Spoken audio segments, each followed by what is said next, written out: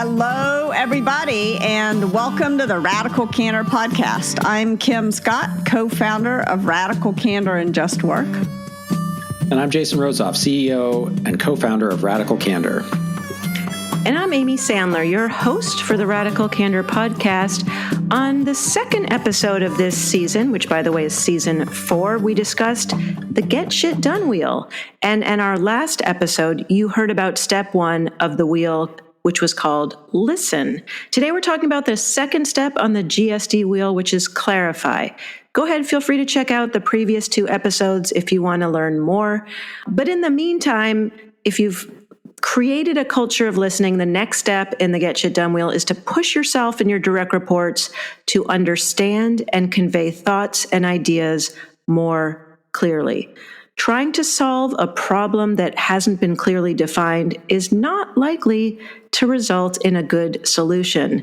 According to Kim, debating a half-baked idea is likely to kill it. Can you still agree with that? Yes, I do. And Kim, we'll have to go into some more detail about when something becomes half-baked, like is quarter-baked enough. Half-baked is delicious. That's all I can say. Half-baked is delicious, yes.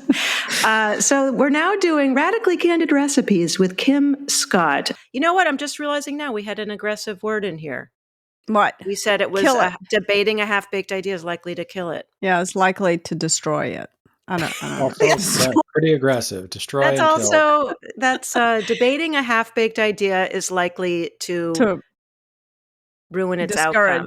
Discourage it. Yeah, discourage it. Yeah, I do think that an aggressive word here might be help the point, though. You know, to some degree, like the problem is when we debate too quickly, we actually are sort of trampling a new life form, which is this like a new idea. Like it actually does describe it. Whereas like execute, I feel like is no better. Is not any better than implement. And in fact, could be argued to be worse because it is unnecessarily violent. In this case, violence is kind of the point. We don't want to. Yeah, we don't want to violently don't want to disrupt. kill a new idea. Yes. Yeah. Jason, thank you for clarifying that. See, this is why debate. Yeah, exactly. This is why our quarter-baked idea was delicious, but also elicited some learning. So thank you for that. Well, as we discussed in our overview episode of the Get Shit Done wheel, it is important to push the people on your team to clarify their thinking and ideas, and you don't want to squish. I think that was the verb you used. You don't want to squish their best thinking or ignore problems that are bothering them. And so that's exactly what we were just talking about, is how can we not just understand new ideas clearly, but also what's equally important, often more difficult, understand the people to whom your team is going to have to explain the ideas clearly. Yes, because in order to explain, for example, in some sort of math thing clearly to a mathematician is going to be very different than explaining it to me, the Slavic literature person. Yep. Well said. And it really goes to exactly what we talk about all the time, which is that radical candor is measured not at the speaker's mouth, but at the other person's ear or comprehension, which of course is based at how are they processing the information. So the 2 most important things to do when clarifying an idea is first, get clear about it in your own mind. And as a manager, one way you can do this is create a safe space for people to discuss and nurture ideas, to not squish them. And second, to make sure you can explain the idea in a way that's crystal clear to other people, from mathematicians to Slavic literature experts. So, Jason, what is your process for getting clear about an idea in your own mind?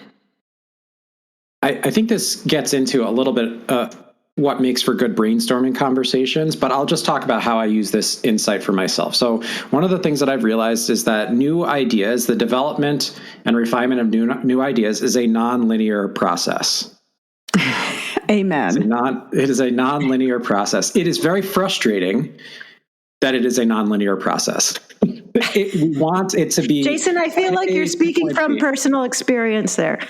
I am speaking from personal experience. So spending a lot of time nurturing a design team whose goal it was to come up with creative solutions to problems that had never been solved before, I can tell you that the best ideas were often, first of all, they started out as adjacent to other ideas. It wasn't the most obvious solution. It was something next to that thing that inspired us to go down another path. And then we would get partway down that path and we'd be like, no, we kind of had a better idea a few ideas ago. So then we'd like back up the path and we'd pick up the idea that we were playing with a few days ago. And then we'd start down another path. And from my perspective, each time that you do that, you are learning something about what is essential to the idea that you're working with, right? You're like, oh, I really valued. So for example, it's like when I was putting together a video recently, I was thinking that I was having this sort of question in my mind of like, what is it that I think is most important to the client? So I was trying to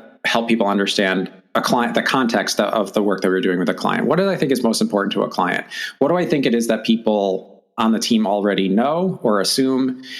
And then I tried one version of the presentation. I got partway down and I was like, no, I don't think this is actually clear enough about what's important to the client. So I sort of like backed it up. And what I wound up doing is I wound up splitting the presentation into two parts. One part where I was like, hey, here's the general client context. And then here's the specific audience context. So the thing that our facilitators would be most exposed to is like the actual audience in front of them. And when I split those two things apart, all of a sudden it became very clear to me. Like it was very obvious that I could explain both of those things separately and make it easier for people.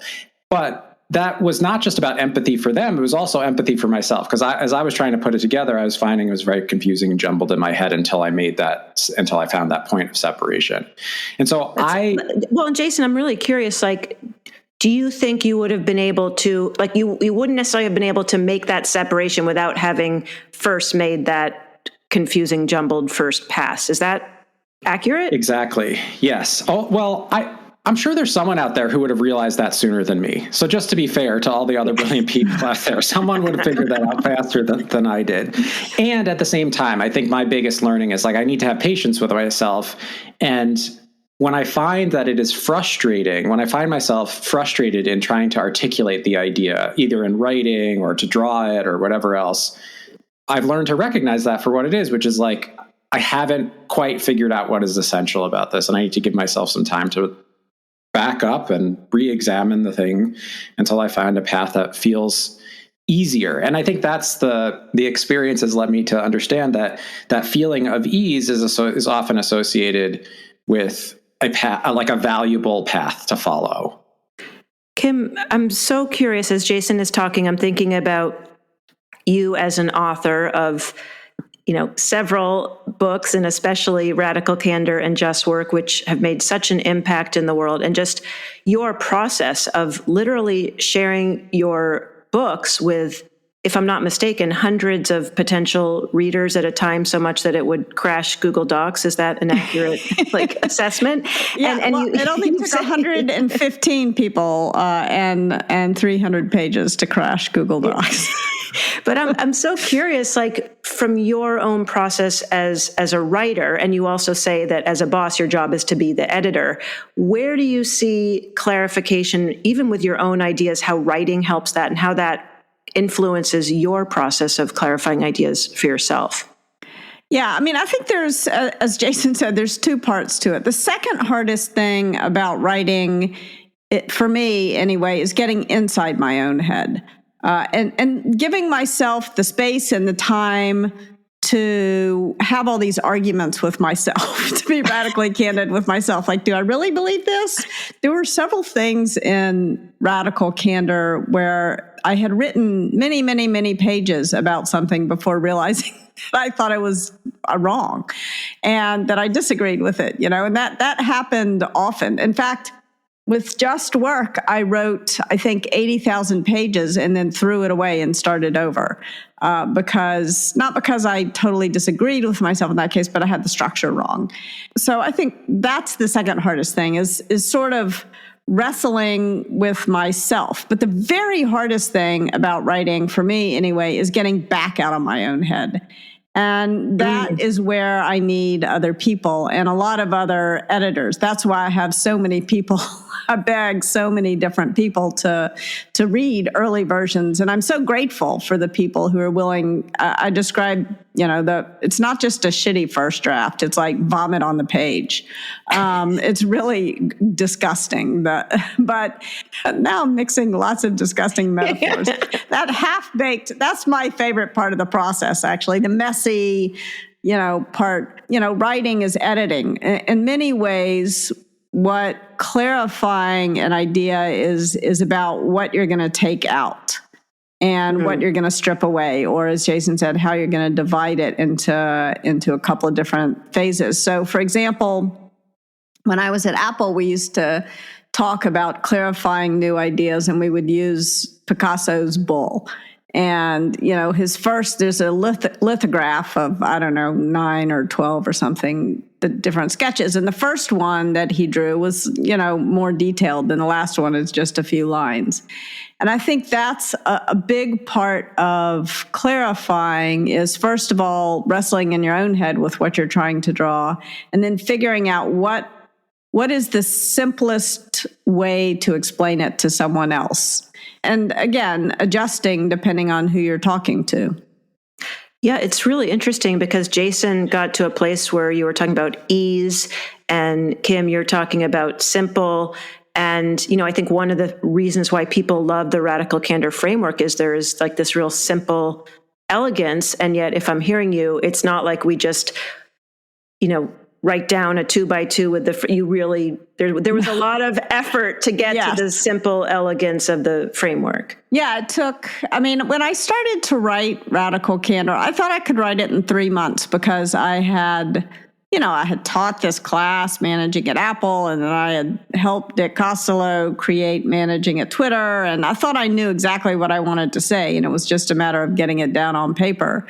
But 3 months stretched into 4 years, and a lot of different conversations with a lot of different people. In fact, there were several months where I did nothing but experiment with different titles of the 2x2. Like, was it Care Personally? Was it Give a Damn? I forgot all the different ones I had. And then Challenge Directly was Disagree, Say No, like a lot of different things. And then each of the 4 quadrants had many, many. In fact, for a long time, I was calling the book Cruel Empathy, not.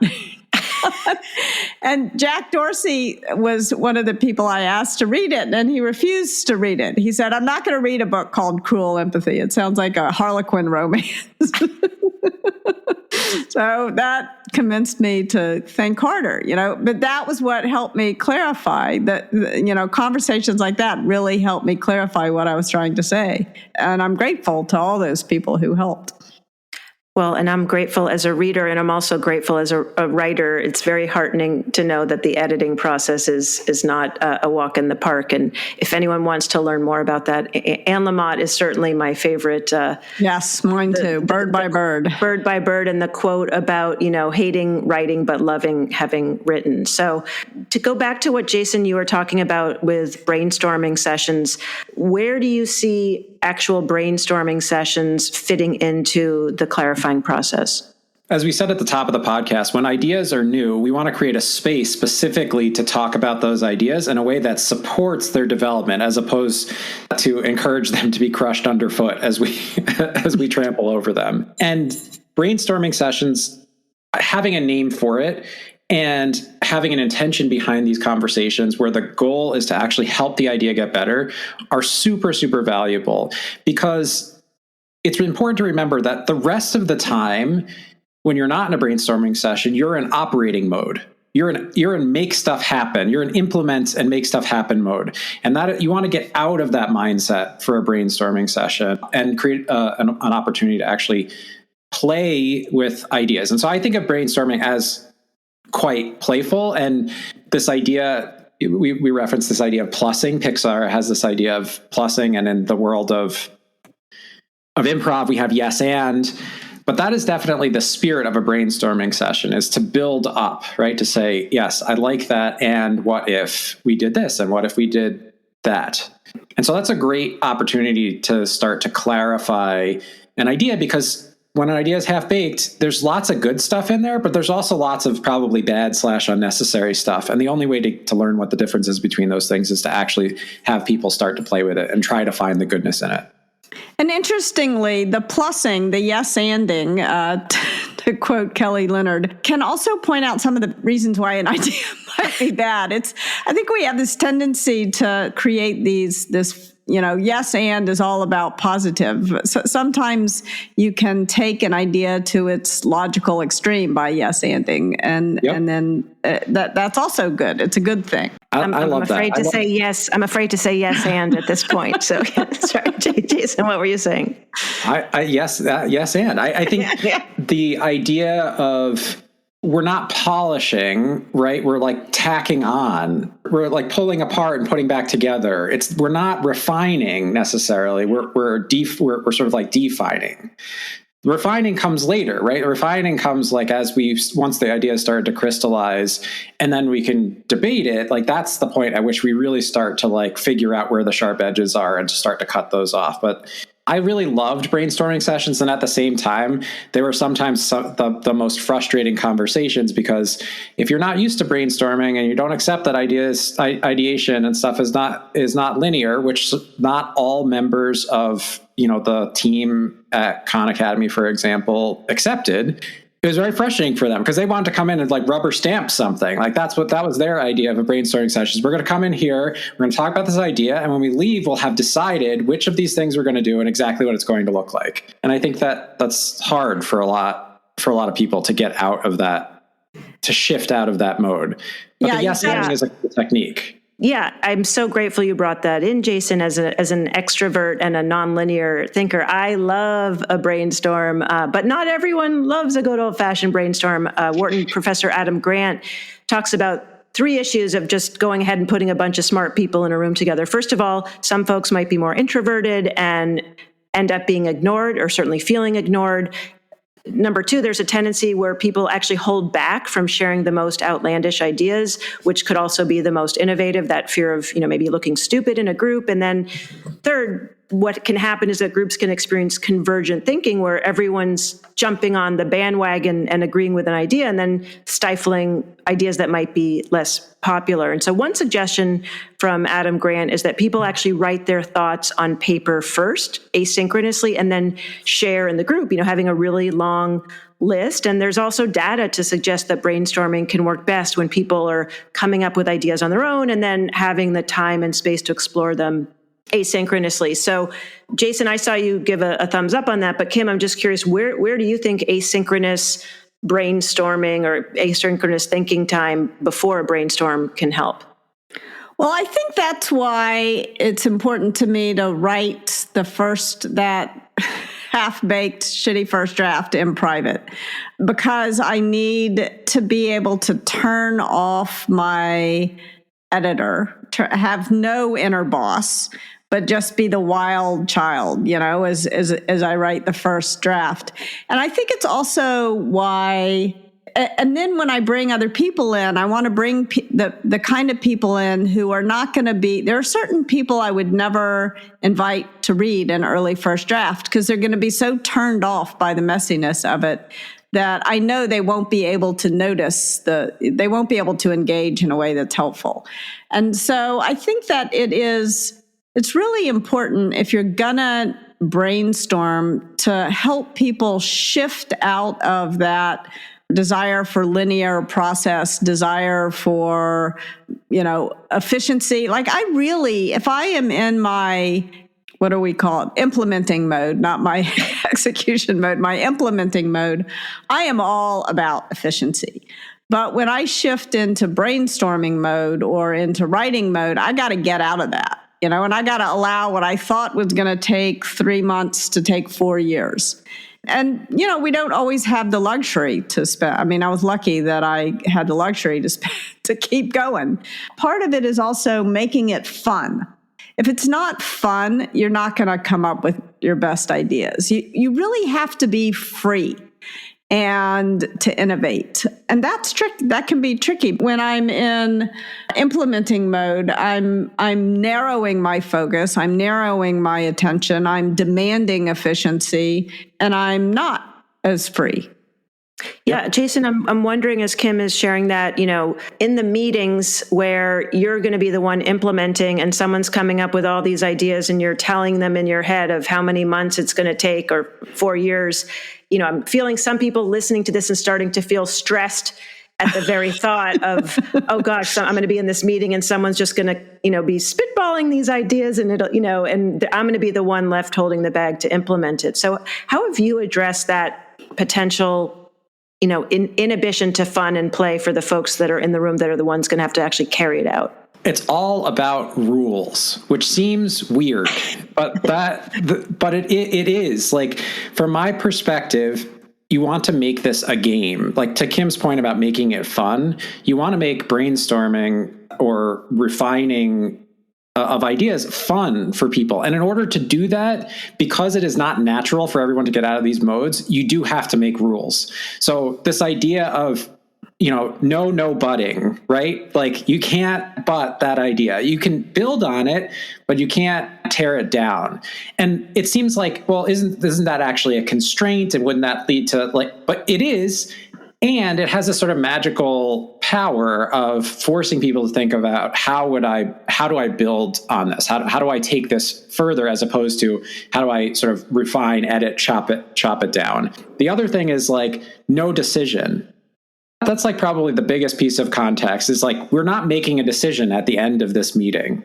That is not the goal of this meeting, is for all of us to agree on something. The goal of this meeting is for Jason, maybe I'm pitching the idea, for me to have a lot of new input, exciting and interesting ideas for me to go follow up on after this conversation. I want to be inspired to go try and think and do things differently because of the conversation that we're having. That's really what's going to help me make this idea as good as possible. And I used to have other rules as well, but enforcing those rules, which is we build, we don't tear down, rule number one, and we don't make decisions. We're not getting to an answer. Made a huge difference in people's willingness to actually engage. And the rules are comforting, especially to those other folks who might be feeling I need to be in implement mode, because we're no, you're not in implement mode. In fact, you're doing a great service to the group by behaving exactly the opposite of what you would instinctually do. And we're going to reward that richly by being grateful to one another, by egging people on, by continuing to build or contribute. And I think the other important rule is that the brainstorm can't go on forever. Really? I was willing to give writing Radical Candor 4 years, but not 8 years. At a certain point, as they said at Apple, real artists ship. You got to finish. I love that. She said ship. Yes, ship. Yep. Yes. Ship it. Ship it. And that's one of your favorite phrases, and that certainly inspires me. So, Jason, I'm curious. So we've talked about brainstorming sessions. One of the things that Kim talks a lot about in the book are the importance of weekly one-on-one meetings as a way to clarify folks' thinking. And so, Jason, where do you see one-on-one meetings being a part of the clarification process? Well, to some extent, I want to turn the question back around on you, since I feel it's my job in our one-on-one meetings to help you clarify your thinking. But I'll say this, which is one thing that I'm very conscious of when as a manager holding one-on-one meetings with people who work for me, is that it's very easy for me to accidentally shut down an idea. Without really intending to, it's very easy for me to say something or do something that makes it seem like I am not excited or interested in, and people are looking so carefully for those cues that I have to be very conscious when I go into these meetings of hey, I'm going to go into supporting ideation. I'm going to go into refining ideas mode. And so when I do that, there are two things that I do. Again, I build on ideas. I say, what if, a yes and I ask lots of questions, tell me more about that. How do you think about that? What happens if we do this? Those kinds of things. So I switch very much into a building curiosity mode. Anyway, that's my goal. But I'm kind of curious, does that come across in our one-on-one meetings, or am I failing miserably? I have no idea what you're talking about. No, I was actually, before you started talking, I was actually going to go right to questions and the importance of powerful questions and open questions. And, one thing I really appreciate, and I know I've talked about this before on the podcast, but how much of a thought partner you are, and I'm very aware that your style is much more autonomous and working on your own, and I'm much more of a collaborative thought partner, and I get ideas by these kinds of conversations, and I certainly get more clarity by talking with you. And so I really appreciate, first of all, that you're going probably outside of your natural style. Is that accurate? Would you say that your style is more to work on your own? I don't know if you've ever done the colors personality profile thing. It was fairly big at Google for a while. I think it's still used in lots of places, but I am modal in the same way that Kim is. So I'm like a blue, green, like a switch between these two things. And blue is like pie in the sky, big idea, bright, like big, bright blue, like anything's possible. And then green is like, you get things done through your team. That was like, those are the two sort of like modes that the colors were meant to describe. And I guess I recognize that like I'm comfortable in either of them as long as I'm clear in my head which one I'm in. If I'm not clear in my head which one I'm in, then I am very uncomfortable, and I am often like, not only am I maybe not as helpful as I could be, but I'm also cranky about it because I feel like we should be doing stuff, but you know what I'm saying? Like it's actually important for me to be clear in my own mind.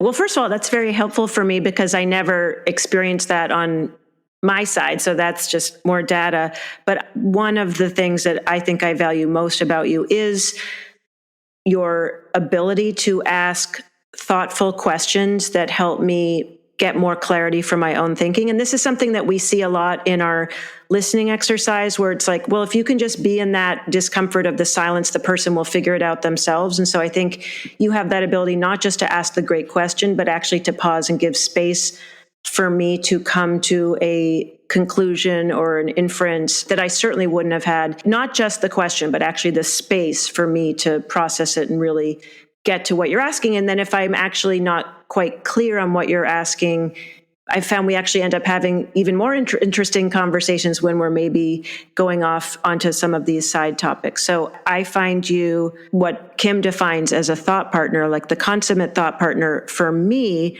which is really about asking questions, helping me clarify in my own head. Glad it's working for somebody. 5 stars. It's working for somebody. Kim, just to put the shoe on your foot, if that's even a helpful metaphor, do you have an example, since today is like all about how Jason is a great thought partner, when you and Jason were talking about new ideas that help clarify your thinking? Yeah, absolutely. And this happened in a one-on-one meeting. And again, I think the mindset of a one-on-one meeting is the same thing as a mindset for a first draft or for a get-to-know-you conversation or for a brainstorm conversation. You want to go into these meetings open to like talk about. So I didn't have in mind in this one-on-one that Jason and I were going to talk about the sort of go-to question. I wasn't going to ask him for feedback on how I'm asking for feedback. But he had said something, he had written something in a slide about different kinds of go-to questions one could use.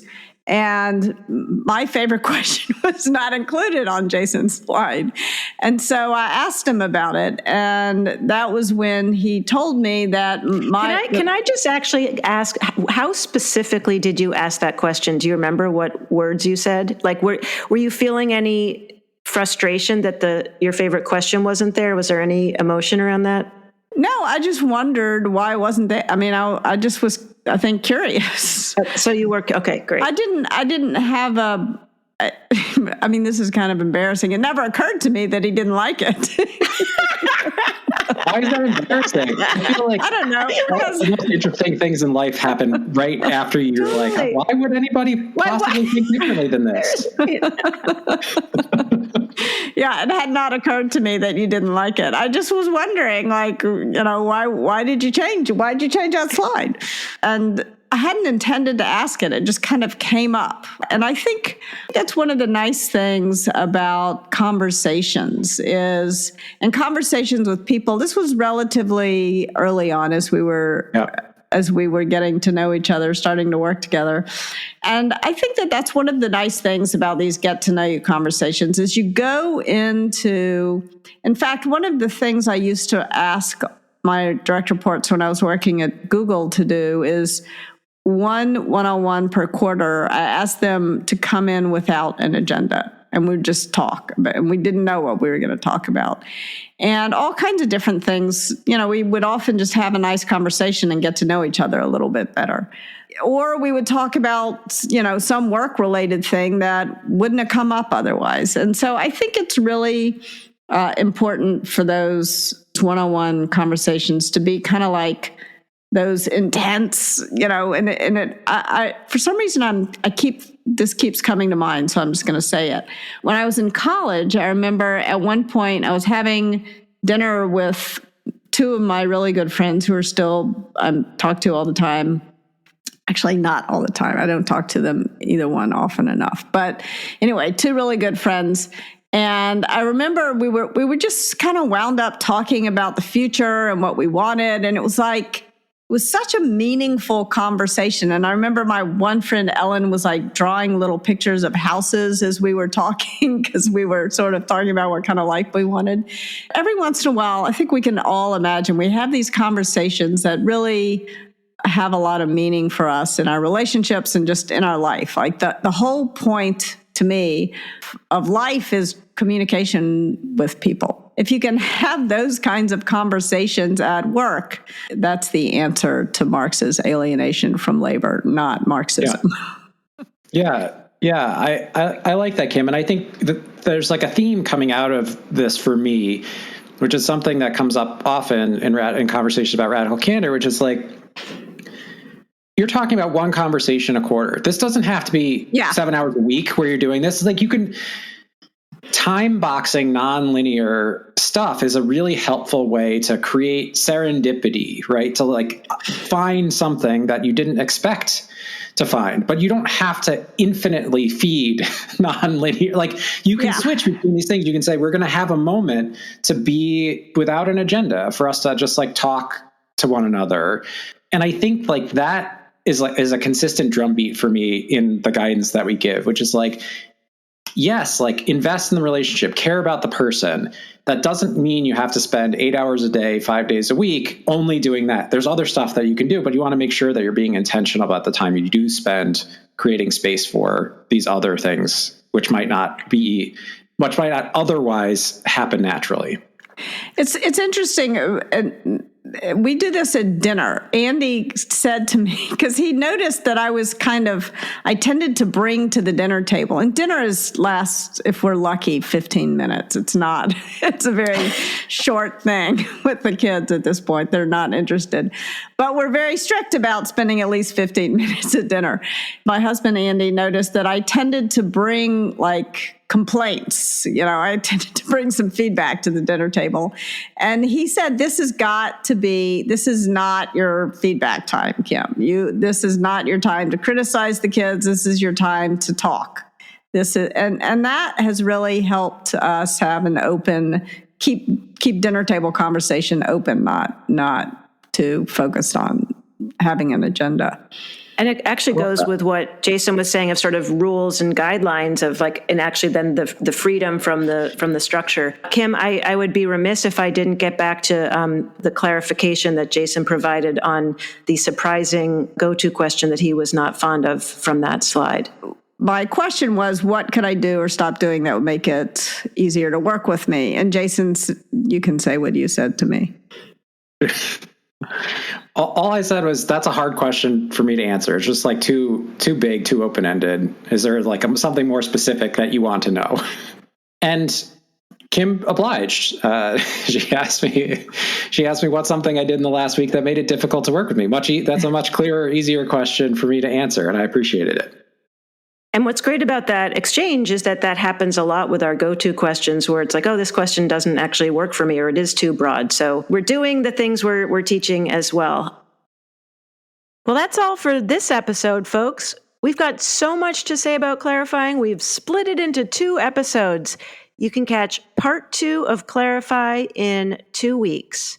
It's time for our Radical Candor checklist. And these are tips you can use to start putting radical candor into practice.